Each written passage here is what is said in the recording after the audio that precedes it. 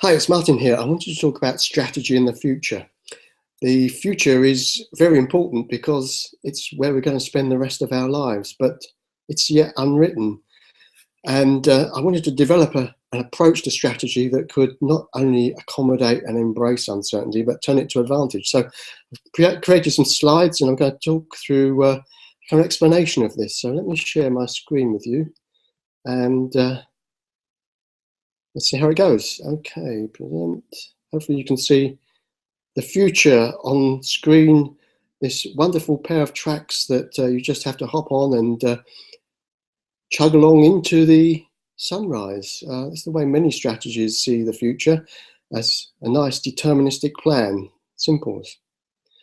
But we know that the future is not quite like that. There's at least more than one path, if not many and many. In fact, if talking about a rail network, maybe it's better to talk about a network, in fact, of many options and possibilities.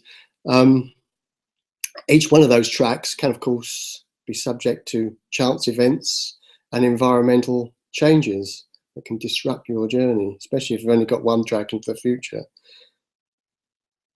So that pair of tracks is probably the view in the rear view mirror. All it can do really is to tell you how you got to where you were, because you can trace your path back quite straightforward. But looking forward, that's just not possible, because the present is where the tracks end. The future is really unwritten. It's untracked at the moment. And maybe a train is not the right analogy for talking about the future. Because where we're going, there are no roads. So if the future is so wicked and vaka, volatile, uncertain, complex and ambiguous, and wicked problems are those that are not amenable to simple, we might call rational, analytical, deductionist thinking, but need more holistic types of approaches. What role for strategy in such an uncertain future? Maybe a new approach is needed instead of a pair of train tracks and that kind of analogy. Maybe exploration into the unknown, the mindset of the explorer. So in that, it's a strategy as a preparation rather than as a plan to take advantage of chance events. Louis Pasteur should know, and so many scientists have in fact taken advantage of chance events to discover new things. It's the strategy should be able to not only see options, but generate them and have the mindset, especially the mindset to recognize the possibilities that exist from those options. Again, strategy is exploration and experimentation. It's an adaptation to events as they unfold and activities that you create. Things don't always work, but when they do, well, celebrate them, share them, and innovate on them, and build on them. Strategy, most of all, for a learning culture. I've deliberately said learning culture because culture needs to be learned. It needs to be dynamic. It's not really just one thing. And so if we can't predict the future, we can at least try to invent it by rummaging around in the possibilities and working together to build and innovate on those possibilities. Because culture is so important. It eats strategy for breakfast. A good strategy, if you have a good strategy without culture, can be neutralized by a poor culture or the wrong type of culture. Whereas a good culture or the right type of culture can make even a poor strategy successful. But we must recognize that monoculture is a danger in itself. Diversity matters. It's a kind of basic evolutionary genetic kind of requirement that outliers matter and must network for survival. So yeah, learning culture is about experimentation, remixing things, evolving things. It's about communicating, sharing, collaborating. And thus I couldn't resist the little Lego birds and bees down in the bottom right hand side there. if the future is unwritten, it's got multiple different ways that it could unfold, multiple different directions, is it wise that we all face the same way?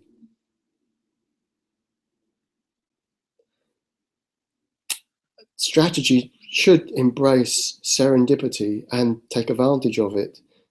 Again, Louis Pasteur obviously knew about this, chance favours the prepared mind, but Stephen Johnson developed that in his presentations about innovation, and saying that chance favours the connected mind. A major part of learning culture is the sharing and communication of ideas. Strategy, well, you could regard strategy, as many people do, as a means to an end. You define where you want to go and then plan how you're going to get there. But in a sense, you could regard strategy as the beginning of the journey. You describe where you want to start, actually, and it evolves from there. So I wanted to sort of develop strategy as a start, as a beginning, rather than as an end. A big part of this was to try and do strategy in a new form, in the spirit in which it was talking.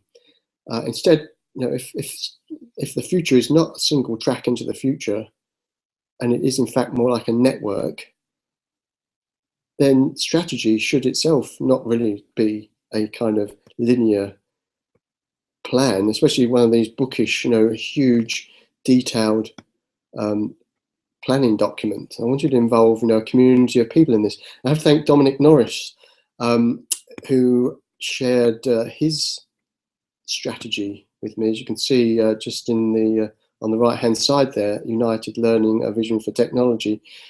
Dominic Norris is the IT director for the United Learning group of schools, about 50 schools across the UK, and he developed a new approach to learning. As you'll see in the next slide, that the development of this strategy was itself from a culture of communication. I found this on Twitter via Steve Wheeler, who tweeted about Dominic Norris's blog post about digital vision. So I clicked the link, read his blog about digital vision, and I should just read that out. A key paragraph in there was, I tried to keep it as visual and non-wordy as possible, so there is a fighting chance that people will actually look at it. It's here if you're interested. So I clicked the link and found Dominic's strategy presented as a Prezi. It's perfect format for me for what I was looking for. So from Dominic's Prezi, visual, multimedia, non-linear type of strategy form, I created the IT strategy for a learning culture. You can see the link down on the bottom left-hand side. You can see the format of it. It doesn't look like a long, traditional strategy document. It's got lots of videos and keywords, and it can be navigated through in any particular way you like. It's online, it's open as well. So this itself can be subject to learning culture. It can be copied, remixed, and mashed up in any way, shape, or form. So hopefully in the next video, I will describe a little bit more about that strategy. Okay, so yeah, thanks for watching, and I should develop this idea. It is an ongoing kind of idea about strategy. It's not finished yet, and hopefully it itself can evolve. So, okay, goodbye.